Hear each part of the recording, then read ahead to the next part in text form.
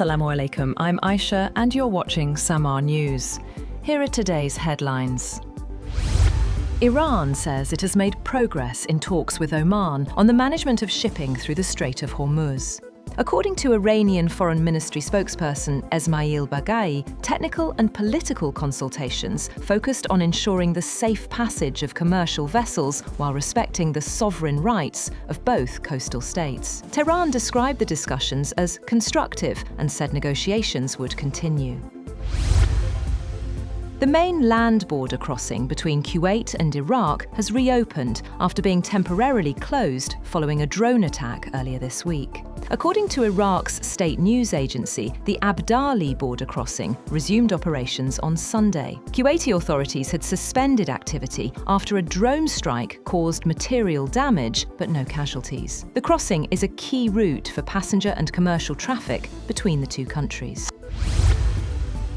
US President Donald Trump has ordered the military not to carry out new strikes against Iran on Friday, breaking a nearly two-week run of daily attacks, according to sources familiar with the decision. Trump had approved military strike plans for 13 consecutive days, but declined to authorize the latest operation. The move could signal greater space for diplomacy, although US forces continue preparing for a possible return to major combat operations. Trump later said he still had the option to resume or escalate strikes, but described reaching a deal with Iran as the smarter strategy.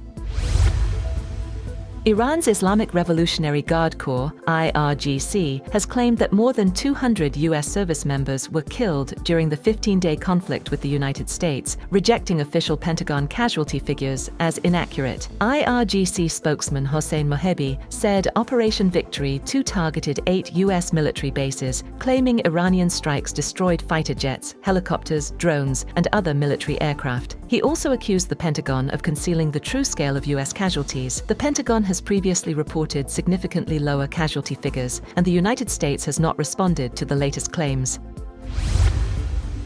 Iran has condemned what it says was a Ukrainian strike on an Iranian commercial vessel in the Caspian Sea, summoning Ukraine's chargé d'affaires in Tehran after the attack reportedly killed one sailor and injured another. Tehran described the incident as a hostile and criminal attack on a civilian ship and demanded an explanation from Kyiv.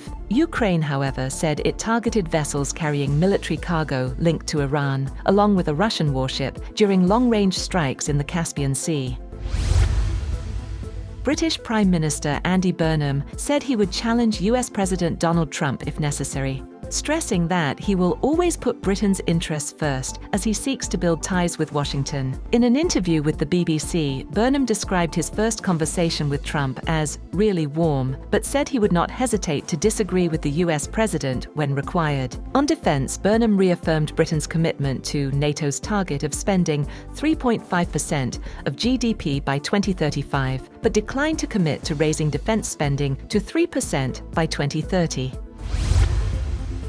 Israeli Prime Minister Benjamin Netanyahu said he will travel to Washington on Monday to meet US President Donald Trump for talks on Iran and other regional security issues. Netanyahu said he will also attend a memorial service for late US Senator Lindsey Graham, describing him as one of Israel's greatest friends. He added that he discussed the International Criminal Court with US Secretary of State Marco Rubio, who reaffirmed Washington's opposition to the tribunal. The Israeli leader also said security operations in the occupied West Bank will continue, including raids, weapons seizures, and arrests, adding that Israel is prepared to expand operations against what it called militant strongholds. At least one person was killed and 16 others injured after a car plowed into a crowd near Berlin's Christopher Street Day (CSD) Pride event on Saturday, prompting authorities to cancel the celebrations. Police said the vehicle struck pedestrians in Tiergarten Park before crashing into a tree. Several victims suffered life-threatening injuries. Authorities have identified a male suspect believed to have links to Islamic circles in Berlin, though no arrests have been made and the motive remains under investigation. German Chancellor Friedrich Merz condemned the attack, while Berlin Mayor Kai Wegner described it as an attack on our free and cosmopolitan society. The parade was halted and attendees were urged to leave the area. Pope Leo offered prayers for people affected by devastating wildfires in France and Spain, expressing solidarity with victims and emergency workers battling the blazes. Speaking during the Angelus prayer at Castel Gandolfo, the pontiff called on the faithful to pray for those impacted by the fires and for first responders working to contain them. The wildfires have forced the evacuation of hundreds of thousands of people across both countries, with France and Spain facing widespread destruction amid prolonged heat waves and dry conditions. That's all for now. For more updates, visit www.sammaa.tv. Thank you for watching SAMAA News.